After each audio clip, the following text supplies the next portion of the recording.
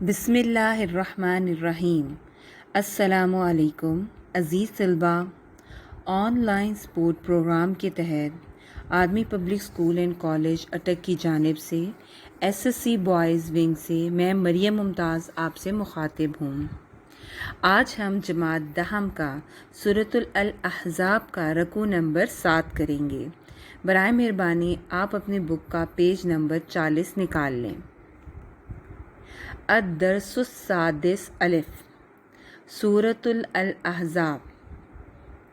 بسم اللہ الرحمن الرحیم۔ آیت نمبر 53 سے لے کے مکمل رکوع آیت نمبر 58 تک کروایا جائے گا۔ کروانے کا طریقہ کار وہی ہوگا، با محاورہ ترجمہ کرایا جائے گا۔ اس کے علاوہ الکلامات التراکیب کی نشاندہی کروائی جائے گی اور جو سوالات آ رہے ہیں ان کے جواب کی نشاندہی کرائی جائے گی۔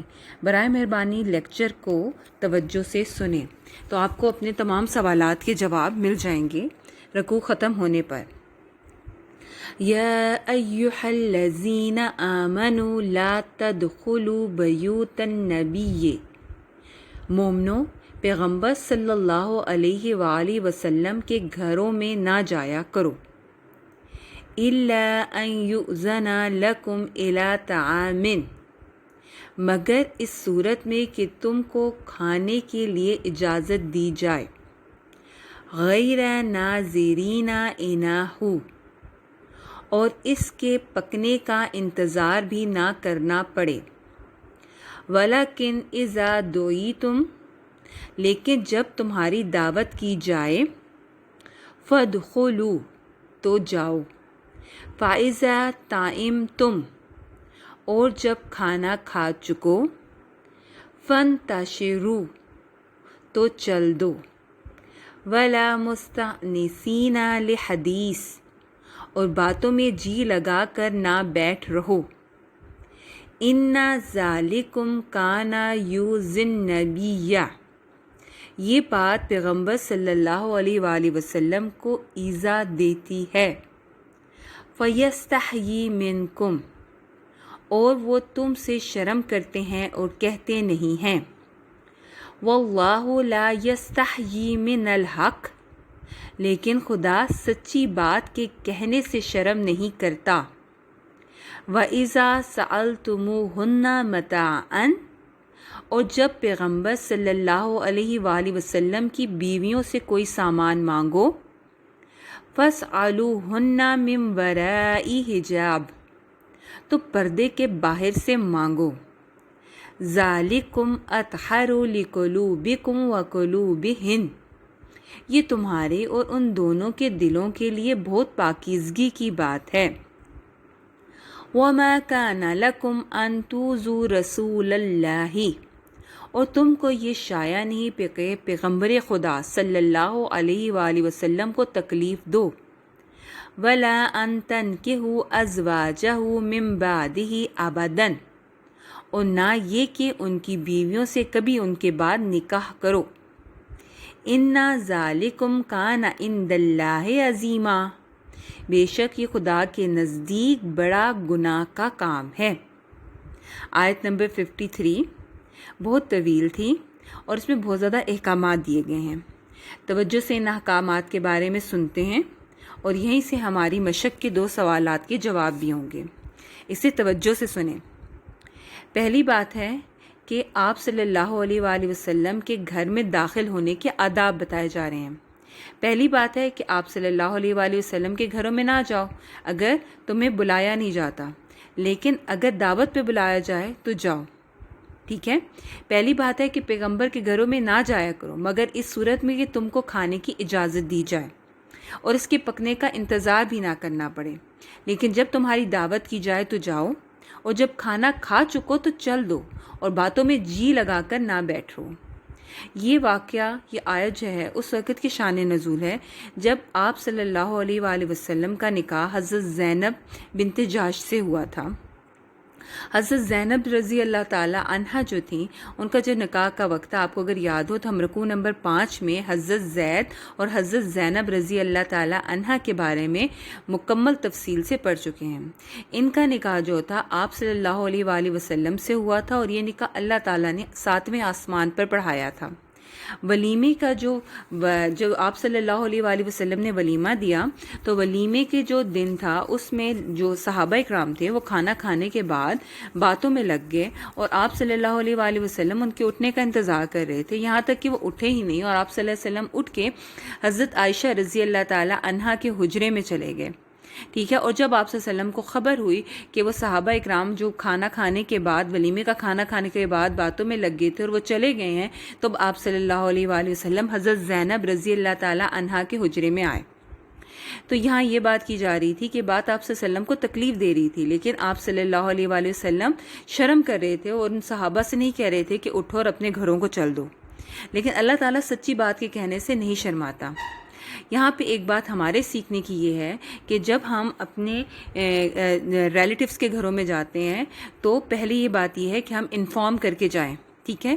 اور وہاں پہ یہ نہیں کہ جب ہم اگر کھانے کے ٹائم پہ گئے ہیں تو ہمارے لیے اب یہ لازم نہیں ہے کہ وہاں بیٹھیں اور کھانا پکنے کا انتظار کریں اور وہاں ہم کھانا کھا کر آئیں، بلکہ ہمیں تعلیم یہ دی جا رہی ہے کہ دوسروں کے گھروں میں جاؤ، تب بلایا، جب دعوت پہ بلایا جائے تو جاؤ، اور کھانا پکنے کا انتظار نہ کرتے رہو، ٹھیک ہے۔ سیکھنے کی بات ہمارے پاس یہ ہے۔ آگے ہے کہ یہ ہے ایک حکم۔ اب دوسرا حکم آ رہا ہے۔ دوسرا حکم کیا ہے کہ جب پیغمبر کی بیویوں سے کوئی سامان مانگو تو پردے کے باہر سے مانگو۔ یہ اس وقت کے چنے ہوئے لوگ تھے، اس وقت کے سب سے زیادہ جو آپ کہہ سکتے ہیں با کردار مسلمان تھے، اور آپ صلی اللہ علیہ وآلہ وسلم کی جو بیویاں تھیں وہ با کردار مومن عورتیں تھیں۔ ان کے بارے میں بھی حکم آ رہا ہے کہ صحابہ اکرام سے کہا جا رہا ہے کہ اگر تم آپ صلی اللہ علیہ وآلہ وسلم کے گھر کا دروازہ کھٹکھٹاتے ہو اور تمہیں کسی چیز کی طلب ہے تو پردے سے مانگو، ٹھیک ہے۔ یعنی اس وقت کے پردے کا حکم نازل ہوا ہے۔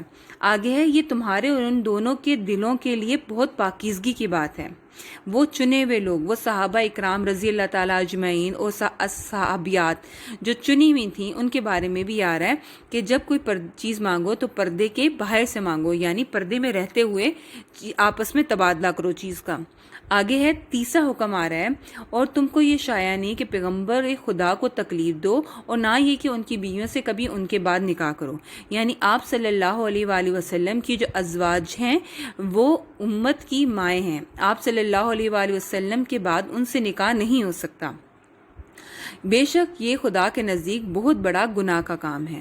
اب آپ اپنی مشق میں اگر دیکھیں تو آپ کی مشق میں آ رہے ہوں گے 2 سوالات۔ پہلا سوال ہے آپ کی مشق میں کہ آپ صلی اللہ علیہ وآلہ وسلم کہ سورۃ الاحزاب میں اہل ایمان کو رسول اللہ صلی اللہ علیہ وآلہ وسلم کے گھرانے کے بارے میں کیا آداب سکھایا گیا ہے۔ پہلا ادب کیا سکھایا گیا ہے کہ پیغمبر خدا کے، اس میں آپ کی پوری آیت نمبر 53 کا ترجمہ آتا ہے۔ پہلا ادب سکھایا گیا ہے کہ پیغمبر کے گھروں میں نہ جایا کرو مگر اس صورت میں کہ تم کو کھانے کی اجازت دی جائے اور اس کے پکنے کا انتظار بھی نہ کرنا پڑے، لیکن جب تمہاری دعوت کی جائے تو جاؤ، اور جب کھانا کھا چکو تو چل دو، اور باتوں میں جی لگا کر نہ بیٹھو۔ یہ بات پیغمبر کو ایذا دیتی ہے اور وہ تم سے شرم کرتے ہیں اور کہتے نہیں ہیں، لیکن خدا سچی بات کے کہنے سے شرم نہیں کرتا۔ پہلا حکم۔ دوسرا حکم ہے اور جب پیغمبر کی بیویوں سے کوئی سامان مانگو تو پردے کے باہر سے مانگو۔ تیسرا حکم یا جو آپ مسلمانوں کو جو آداب سکھائے جا رہے ہیں وہ تیسرا ادب یہ ہے کہ آپ صلی اللہ علیہ وآلہ وسلم، اور نہ یہ کہ ان کی بیویوں سے کبھی ان کے بعد نکاح کرو۔ امید کرتی ہوں کہ کوسچن نمبر 1 کا جواب آپ کو سمجھ میں آ گیا ہوگا۔ اب سوال نمبر 2 ہے کہ رسول اکرم صلی اللہ علیہ وآلہ وسلم کے ہاں کھانے کی دعوت پر آنے والوں کو کن آداب کی تعلیم دی گئی ہے۔ تو یہاں پر آپ لکھیں گے کہ مومن پیغمبر صلی اللہ علیہ وآلہ وسلم کے گھروں میں نہ جایا کرو مگر اس صورت میں کہ تم کو کھانے کے لیے اجازت دی جائے اور اس کے پکنے کا انتظار بھی نہ کرنا پڑے، لیکن جب تمہاری دعوت کی جائے تو جاؤ، اور جب کھانا کھا چکو تو چل دو، اور باتوں میں جی لگا کر نہ بیٹھ رہو۔ ٹھیک ہے، یہاں تک آئے گا کہ جو آپ صلی اللہ علیہ وآلہ وسلم کے ہاں کھانے کی دعوت پر آتے ہیں ان کو یہ درجہ بالا احکامات دیے گئے ہیں۔ اچھا، یہ امید کرتی ہوں آپ کو سوال نمبر 1 اور سوال نمبر 2 سمجھ میں آ گیا ہوگا۔ آگے چلتے ہیں آیت نمبر 54 پر، ان تبدو شیئن، اور اگر تم کسی چیز کو ظاہر کرو، او تخفوہ، یا اس کو مخفی رکھو یعنی چھپا کے رکھو، فَإِنَّ اللَّهَ كَانَ بِكُلِّ شَيْءٍ عَلِيمًا، تو یاد رکھو کہ خدا ہر چیز سے باخبر ہے۔ آیت نمبر 55، لا جناح علیہن فی آبائہن، عورتوں پر اپنے باپوں سے پردہ نہ کرنے میں کچھ گناہ نہیں، ولا ابنائہن، اور نہ اپنے بیٹوں سے، ولا اخوانہن، اور نہ اپنے بھائیوں سے، ولا ابناء اخوانہن، اور نہ اپنے بھتیجوں سے، ولا ابناء اخواتہن، اور نہ اپنے بھانجوں سے، ولا نسائہن، اور نہ ہی اپنے قسم کی عورتوں سے، ولا ما ملکت ایمانہن، اور نہ لونڈیوں سے، واتقین اللہ، اور اے عورتوں خدا سے ڈرتی رہو، ان اللہ کان علی کل شیء شہیدا، بے شک خدا ہر چیز سے واقف ہے۔ اس میں پردے کے بارے میں آ رہا ہے کہ کن کن سے پردے کے بارے میں چھوٹ ہے کہ وہ مومن عورتیں ان سے پردہ نہیں کر سکتی، یعنی باپوں سے کے سامنے پردہ کرنے کی اجازت نہیں ہے، بیٹوں کے سامنے، بھانجوں کے سامنے، بھائیوں کے سامنے، بھتیجوں کے سامنے، اپنی ہی طرح کی آزاد مسلمان عورتوں کے سامنے اور لونڈیوں کے سامنے اجازت ہے کہ پردہ نہ کیا جائے۔ اور پردہ کیا ہے کہ آپ چہرہ دکھا سکتے ہیں، اپنے ہاتھ اور اپنا پاؤں، ٹھیک ہے، اور باقی سارے جسم کا پردہ ہوگا اس کے علاوہ۔ آگے ہے ان اللہ وملائکتہ یصلون علی النبی، خدا اور اس کے فرشتے پیغمبر صلی اللہ علیہ وآلہ وسلم پر درود بھیجتے ہیں۔ یا ایھا الذین آمنوا صلوا علیہ وسلموا تسلیما، مومنو تم بھی ان پر درود اور سلام بھیجا کرو۔ آیت نمبر 56، یعنی آپ اللہ اور اس کے فرشتے کیا کرتے ہیں؟ اپنے نبی پر درود بھیجتے ہیں۔ تو کہا جا رہا ہے کہ یہ وہ کام ہے مومنو جو اللہ اور اس کے فرشتے کرتے ہیں، تو تم بھی حضور پاک صلی اللہ علیہ وآلہ وسلم پر درود و سلام بھیجو۔ آپ صلی اللہ علیہ وآلہ وسلم پر جب درود بھیجا جاتا ہے تو 10 رحمتیں جو ہیں وہ نازل ہوتی ہیں، 10 گناہ جو ہیں وہ معاف ہو جاتے ہیں، اور 10 جو درجات ہوتے ہیں وہ بلند ہو جاتے ہیں۔ آپ صلی اللہ علیہ وآلہ وسلم پر جب درود بھیجتے ہیں تو مسلمانوں کے 80 سال کے جو گناہ صغیرہ چھوٹے گناہ ہیں وہ معاف ہو جاتے ہیں۔ بہت زیادہ فضائل ہیں درود بھیجنے کے۔ یہاں پہ کہا جا رہا ہے کہ ایمان والو آپ صلی اللہ علیہ وآلہ وسلم پر درود و سلام بھیجو۔ آپ کے بک میں سوال نمبر 3 ہے، نبی کریم صلی اللہ علیہ وآلہ وسلم پر درود و سلام کی اہمیت کی کیا اہمیت ہے، اس کے متعلق کیا حکم دیا گیا ہے؟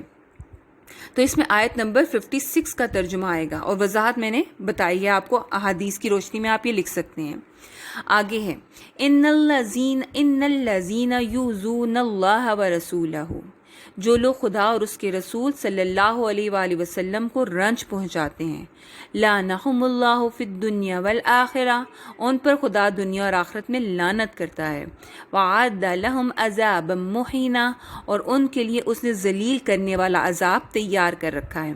ترجمے کے لحاظ سے آیت نمبر 57 بہت امپورٹنٹ ہے، یعنی جو اللہ اور اس کے رسول کو تکلیف دیتے ہیں، اللہ تعالیٰ نے فرمایا ہے اللہ تعالیٰ ان پر دنیا اور آخرت میں لعنت کرتا ہے اور ان کو ذلیل کرنے والا عذاب دے گا۔ والذین یؤذون اللہ یؤذون المؤمنین والمؤمنات، اور جو لوگ مومن مردوں اور مومن عورتوں کو ایسے کام کی تہمت لگائیں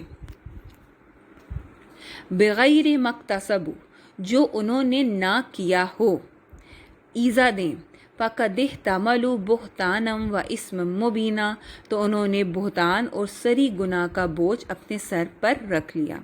یعنی جو بھی منافق یا کافر مومن مردوں اور مومن عورتوں پر ایسے کام کی تہمت لگاتے ہیں جو انہوں نے کیا ہی نہیں ہے، ان کو تکلیف دیتے ہیں، دماغی طور پہ پریشانی میں مبتلا کرتے ہیں، تو انہوں نے بہتان اور سری گناہ کا بوجھ اپنے سر پر رکھ لیا ہے۔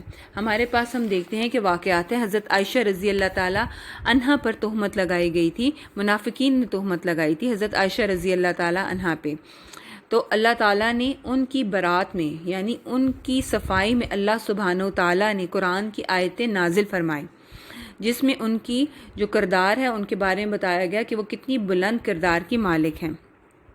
اسی طرح بہت سے واقعات ہیں، جس طرح مومن منافق مرد جو تھے وہ مسلمانوں کے اندر گھس کے مسلمانوں کی جڑیں کاٹ رہے تھے، اسی طرح منافق عورتیں بھی تھیں جو کہ امہات المومنین آپ صلی اللہ علیہ وآلہ وسلم کی ازواج کے گھروں میں جاتی تھیں اور ہر طرح سے وہ چاہتی تھیں کہ کسی نہ کسی طرح تخریب کاری کرتی رہیں، ان کو کسی نہ کسی طرح بہتان لگاتی رہیں، ان کا دماغ جو ہے وہ اس طرح سے کر دیں کہ آپ صلی اللہ علیہ وآلہ وسلم سے وہ سوالات و جوابات ہی کرتی رہیں کہ یہ معاملہ ایسے کیسے ہو گیا۔ تو یہاں بتایا جا رہا ہے کہ جو مومن عورتوں پر اس طرح کی تہمت لگائے گا تو ان کو تکلیف دے گا تو وہ سری گناہ یعنی کھلے گناہ کا بوجھ اپنے سر پر رکھے گا۔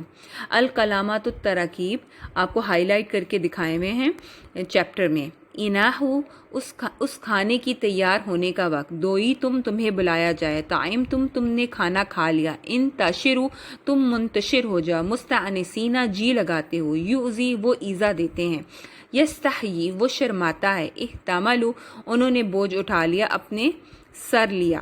اب التمارین سوال نمبر 1، 2 اور 3 کی نشاندہی کرائی گئی ہے۔ امید کرتی ہوں آج کا لیکچر آپ کو سمجھ میں